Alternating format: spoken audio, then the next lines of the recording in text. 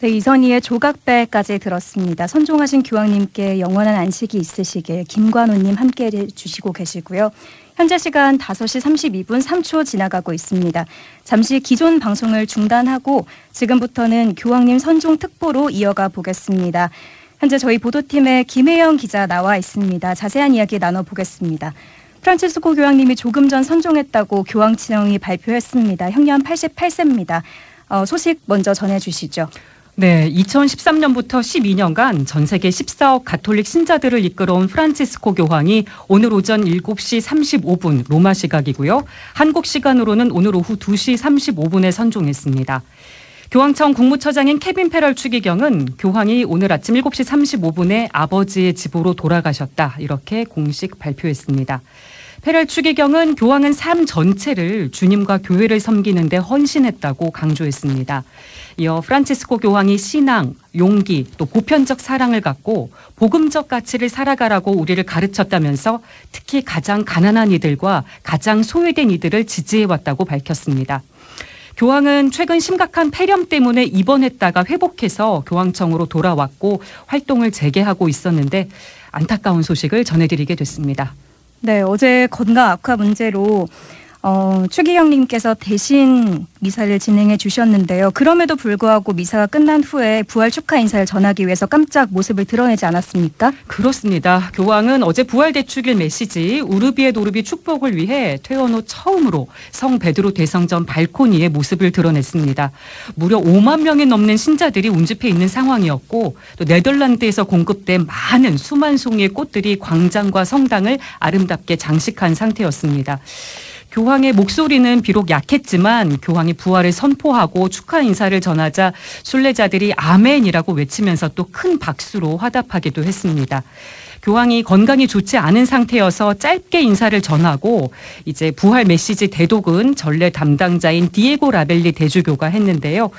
교황은 이 대독된 메시지에서 빈 무덤으로 시선을 돌리자면서 예수님의 부활은 삶의 축복이라고 강조했습니다. 부활이 추상적인 개념이 아니라 살아있는 도전과 치유의 힘이라는 점을 설명했는데 이게 교황이 우리에게 전한 마지막 메시지가 되고 말았습니다. 교황은 사랑은 증오를, 빛은 어둠을, 진실은 거짓을, 용서는 복수를 이겼다고 말했고요. 이어 전쟁으로 고통받는 이스라엘, 팔레스타인, 우크라이나, 예멘, 남수단, 콩고, 미얀마를 언급하면서 모든 폭력의 종식을 호소하고 기도했습니다. 특히 비참한 상황에 놓인 가자지구 주민들, 또 그리스도교 공동체에 대한 관심을 요청했고요. 전쟁 당사자들에게 휴전을 선언하고 또 포로를 석방하고 평화의 굶주린 이들을 도와달라, 이런 호소를 했습니다. 미사와 축복이 끝난 후에는 차량으로 광장을 돌면서 순례객들에게 일일이 손을 흔들고 아기들도 축복하기도 했습니다. 이에 앞서 교황은 숙소인 산타마르타의 집에서 벤스 미국 부통령을 비공개로 접견한 사실도 알려졌습니다. 네, 교황님이 마지막으로 전하신 메시지가 전쟁 종식, 휴전, 평화를 촉구해서 더 마음에 깊이 와닿는 것 같습니다. 네. 지난 2월부터 교황님 건강 악화 소식이 전해지면서 전 세계 많은 분들이 기도로 함께 응했는데요.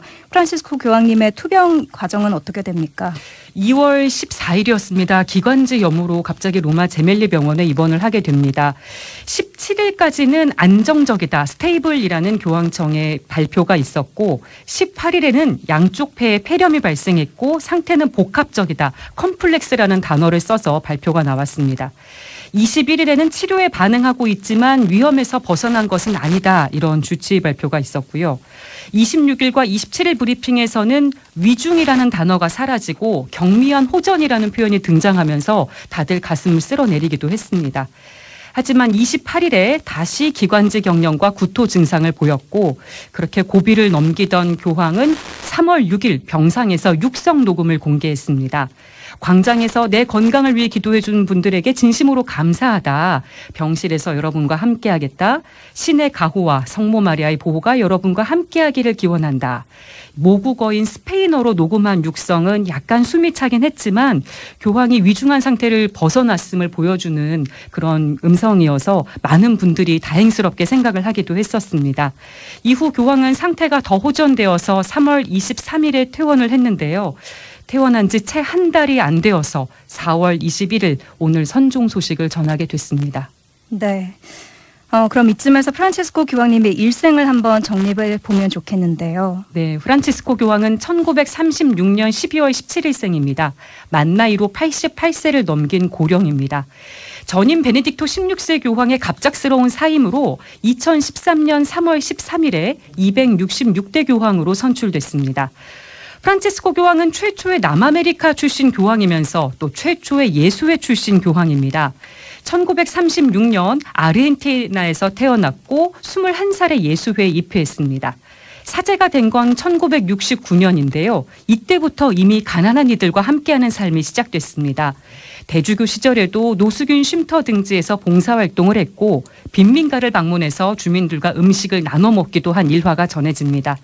또 가난한 이들의 성자인 아시시의 성 프란치스코 이름을 교황명으로 선택한 것도 가난한 이에 대한 교황의 애정을 엿볼 수 있는 부분입니다.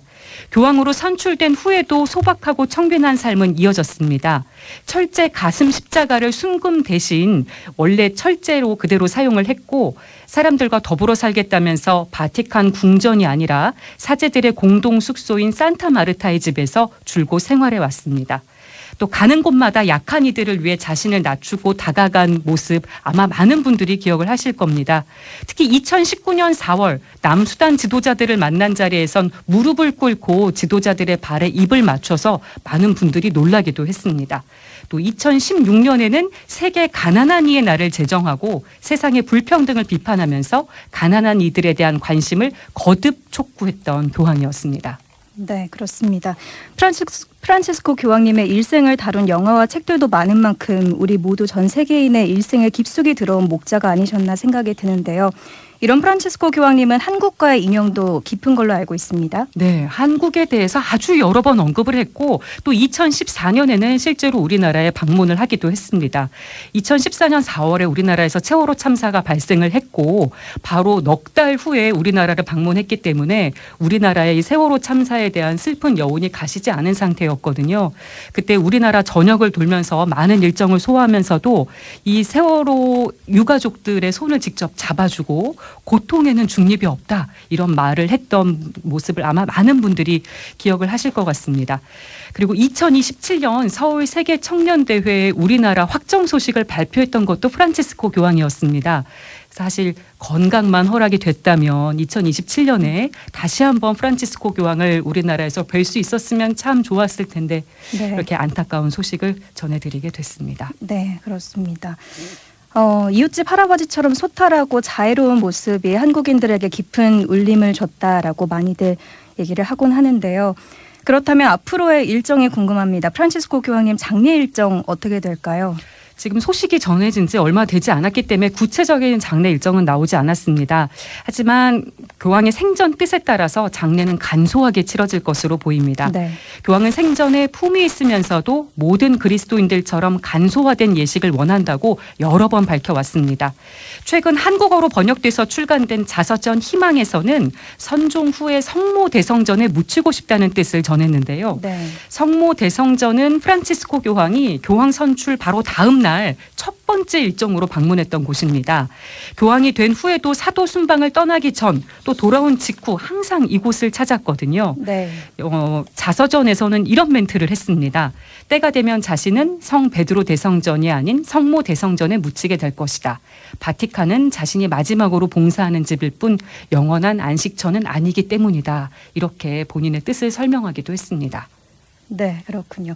네, 지금까지 보도팀 보도국 김혜영 기자와 함께 교황님의 일생 그리고 투병 과정, 한국과의 인연 그리고 앞으로의 장례 일정에 대해서도 정리를 해봤습니다. 지금까지 보도국 김혜영 기자입니다. 고맙습니다.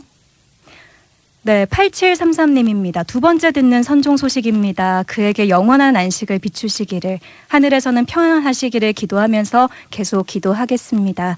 라고 해주셨습니다. 계속해서 마음 나누실 곳 샵 1053 빵톡으로 해주실 수 있습니다. 교황님 선종 소식에 관련해서 나누고 싶은 이야기나 듣고 싶은 곡 있으시다면 이쪽으로 보내주시면 됩니다. 산울림의 안녕 듣고 오겠습니다.